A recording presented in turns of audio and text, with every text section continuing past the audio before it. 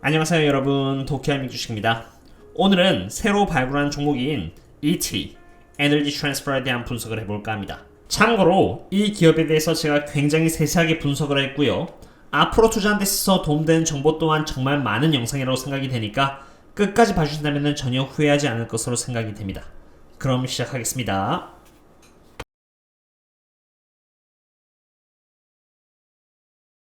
가장 먼저 에너지 트랜스퍼가 어떤 회사인지부터 알아봐야겠는데요.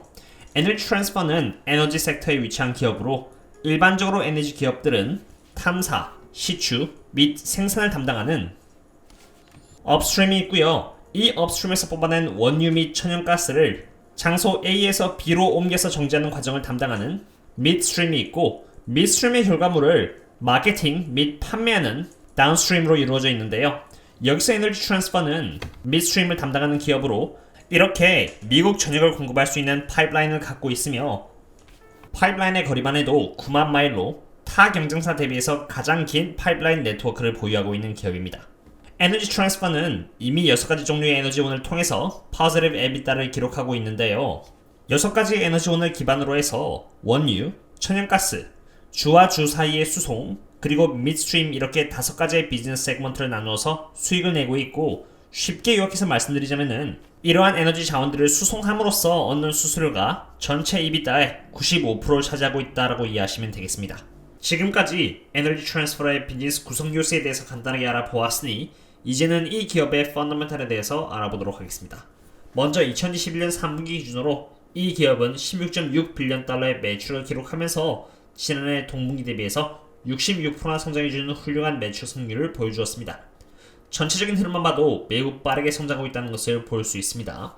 그 다음은 여기 매출 총이익인 Gross Profit인데요. 매출 총이익은 여기 매출액에서 원가 비용을 빼면 나오는 부분으로 지금 2021년 3분기 기준으로 약 3.48 빌리언 달러가 됩니다.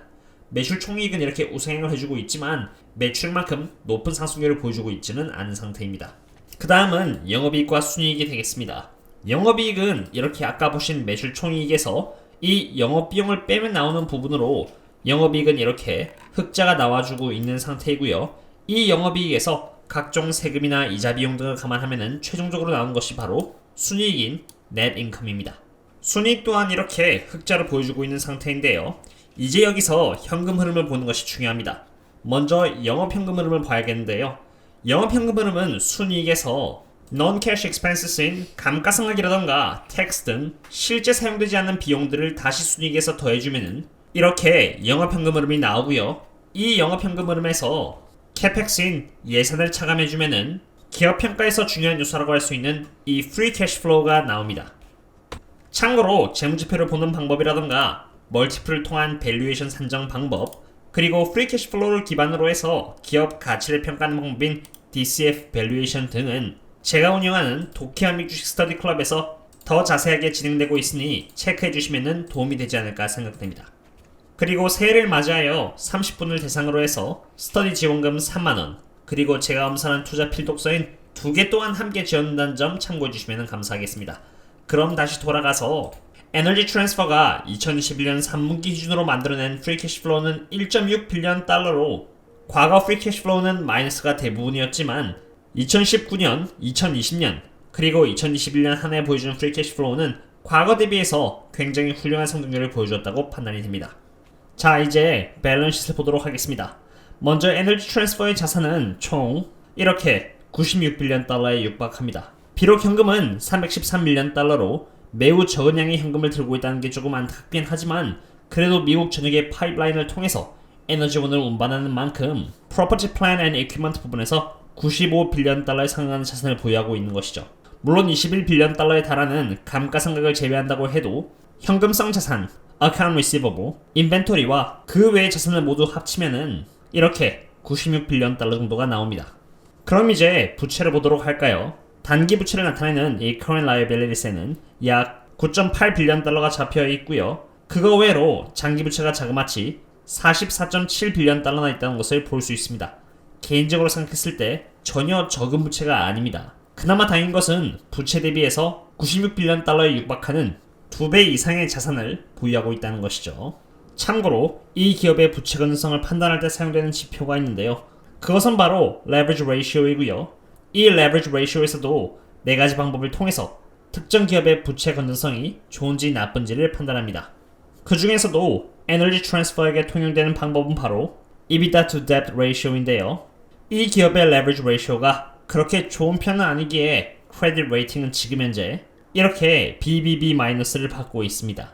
사실 BBB-의 크레딧 레이팅은 그냥 투자해도 되는 정도의 등급이며 에너지 트랜스퍼의 경영진은 BBB- 이하로 크레딧 레이팅이 내려가게끔 하지 않겠다라고 신신당부해 왔습니다.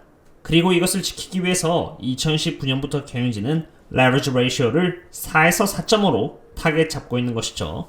과거 에너지 트랜스퍼의 부채는 52빌리언 달러에 달하는 부채를 갖고 있었으나 leverage ratio 4.5 이하의 목표를 위해서 매우 공격적으로 부채를 줄이는 데 노력을 해왔습니다. 보시는 것처럼 약 6빌리언 달러의 부채를 줄여왔고요. 여기 보시는 것처럼 4.5의 debt to EBITDA ratio 아래로 맞추기 위해서 이렇게 배당금까지 50% 줄였습니다. 배당금을 한 주당 0.31달러에서 한 주당 이렇게 0.15달러로 절반이나 줄였음에도 불구하고 배당률이 여전히 7.41%라는 것은 굉장히 매력적인 부분이고요. 여기 payout ratio 또한 30.44%라서 7.41%의 배당금을 지급하기에도 충분한 여력이 있다는 것을 볼 수 있습니다. 이러한 노력 끝에 에너지 트랜스퍼는 EBITDA를 보수적인 기준으로 12.9빌리언 달러를 기록할 예정이고요. 지금 현재 부채가 약 46빌리언 달러 정도 있으니 에너지 트랜스퍼의 leverage ratio는 이렇게 3.56이 도출돼 경영진이 목표하고 있는 4에서 4.5 이하를 2021년 4분기를 끝으로 달성하게 된다는 결과가 나오게 됩니다. 그리고 이러한 목표를 맞추게 됨으로써 2011년 2분기에 경영진이 말했듯이 investment grade rating이 개선될 수 있게 되는 것이고요. 참고로 investment grade rating은 BBB-를 의미합니다. 그리고 이렇게 되면은 에너지 트랜스퍼에 투자하고 있는 저희 주주들은 자사주 매입인 바이백이라던가 기업의 사업 역량 확장을 통해서 득을 볼 수 있게 되는 것이죠. 지금까지 이렇게 기업의 비즈니스 구성 요소, 펀더멘탈, 현금 흐름, 그리고 밸런스시트를 통해서 에너지 트랜스퍼에 대해서 알아봤는데요. 주주들이 바라는 대로 좋은 실적과 훌륭한 프리 캐시플로우를 내주고 있으며 앞으로도 부채를 줄이고자 하는 목표를 향해서 끊임없이 달려가고 있다는 것을 봤을 때 밸류에이션만 만족스럽다면은 배당금과 동시에 인플레이션이라는 환경 속에서도 좋은 수익을 장기적으로 낼 수 있지 않을까 생각합니다. 그러한 의미에서 이 기업의 밸류에이션을 알아보도록 하겠습니다. 가장 먼저 PS 멀티플입니다. 에너지 트랜스퍼의 밸류에이션하기에 앞서서 비교 대상을 EPD, KMI, WMB를 선정했는데요. 엠브리지의 경우는 리뉴어블 섹터를 갖고 있기 때문에 비교 대상에서 제외되었습니다. 먼저 ET의 PS 멀티플을 보시면 이렇게 약 0.38로 다른 기업들 대비해서 가장 저평가를 받고 있다는 것을 이렇게 볼 수 있는데요. 흥미로운 점은 한 주당 발생되는 매출액인 Revenue per share를 기준으로 보면은 ET가 21.75달러의 매출을 만들고 있는 기업으로 가장 많은 매출을 만들고 있는 기업이라는 것입니다. 그런데도 불구하고 ET는 PS 멀티플 기준으로 가장 적은 수치를 받고 있는 것이죠.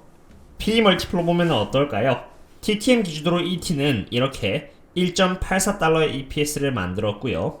이에 따라서 받고 있는 PE 멀티플은 4.47 정도에 불과합니다.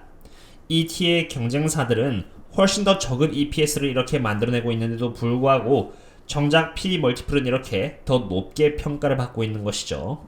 이번에는 자본 대비 시가총액을 보도록 할 텐데요. ET의 자본 대비 시가총액은 이렇게 0.62로 다른 기업 대비해서 가장 저평가를 받고 있다는 것을 이렇게 볼 수 있습니다.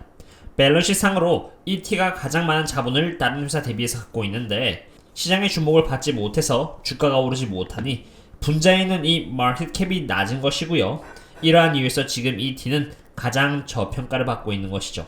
자본 대비 시가총액이 1도 안 된다는 것은 ET가 얼마나 저평가를 받고 있는지 보여주는 부분이라고 생각합니다. 이제 마지막으로 에너지 트랜스퍼가 만들어내고 있는 프리 캐시플로우 대비해서 지금의 시가총액 비율을 보여주는 Price to Free Cash Flow를 통해서 밸류에이션을 해보도록 할 텐데요. 에너지 트랜스퍼는 오늘날을 기준으로 약 3.08 정도의 Price to Free Cash Flow의 멀티플을 보여주고 있습니다. 2023년까지 프리 캐시플로우의 성장률을 감안했을 때 17.79%의 성장률을 보여주며 보시다시피 이렇게 주황색 그리고 파란색 아래에 위치해 있기에 기업은 상당히 저평가를 받고 있다는 것 또한 볼 수 있습니다. 보수적으로 ET라는 기업의 Price to Free Cash Flow가 4.82 정도의 멀티플을 인정받는다면은 7%라는 배당금에다가 추가로 34.1%라는 시세 차익까지 얻을 수 있으니 인플레이션이라는 불안한 장세에서도 좋은 투자가 되지 않을까 생각됩니다. 오늘은 이렇게 제가 직접 투자하기 시작한 에너지 트랜스퍼에 대해서 알아보았습니다. 에너지 트랜스퍼는 최근 들어서 매우 강한 프리 캐시플로우를 보여주고 있고요. 부채까지 잘 관리해주면서 레버리지 레이쇼를 4 이하로 줄이는 데 성공했습니다. 거기다가 더해서 2021년 12월 2일 7빌리언 달러의 규모로 midstream partners를 인수함으로써 파이프라인의 거리를 9만 마일에서 자그마치 11만 4천 마일까지 늘리게 되었는데요. 이렇게 되면 프리 캐시플로우가 미래에 더 늘어나게 되는 것입니다. 그리고 이 과정에 있어서 midstream partners의 유닛 홀더스였던 센터포인트 에너지 그리고 OG 에너지가 2억 9,700만 개의 ET 유닛을 팔고 나가기로 결정했습니다. 지금 현재 센터포인트는 2억 100만 개의 에너지 트랜스퍼 유닛 중에서 약 1억 5천만 개를 이미 팔았고요. 나머지 5천만 개는 2022년에 조금 더 주가가 좋을 때 팔 것으로 예상이 됩니다. OG&E의 경우는 아직 하나도 팔지 않았습니다. 전체 남아있는 수량으로 봤을 때 여전히 약 1억 4,700만 개의 물량이 남아있는 셈이죠. 절반 이상의 물량이 팔렸다는 것을 봤을 때 좋은 소식이라도 볼 수 있겠지만 매도될 수 있는 물량이 절반 정도 더 남았다는 것을 봤을 때 2022년도의 주가가 약간은 영향을 받을 수도 있다는 리스크 또한 알아두시면 좋을 것 같습니다. OG&E가 물량을 팔고 나가는 이유는 앞으로 이 회사가 Pure Play Electric Utility가 되기 위함이라고 합니다. 참고로 좋은 소식 또한 빼놓을 수는 없겠죠.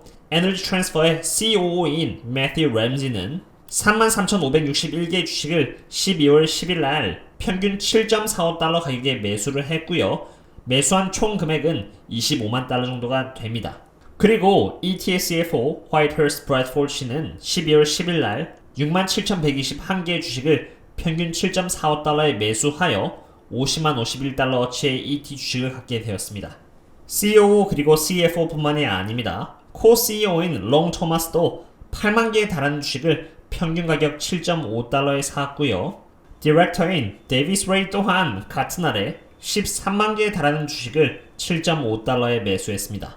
그리고 제가 계속해서 리서치를 하면서 이것은 추가적으로 알아낸 정보인데요. 이렇게 폼4를 계속 보다 보면은 중간중간에 매도를 했다는 부분 또한 볼 수 있는데 에너지 트랜스퍼의 IR에 따르면은 임원진들이 스톡 옵션을 행사했을 때 발생되는 세금을 갚기 위해서 매도를 부분적으로 한 것이지 그 외 내부자 매도는 전혀 없었다라고 IR에서 밝히기까지 했습니다. 오늘은 연말이기도 한 만큼 꽤나 넓게 세세하게 분석을 해보았는데요. 혹시라도 에너지 트랜스퍼에 대해서 관심이 생기신다면 스스로 공부를 해보시기를 꼭 권장드립니다.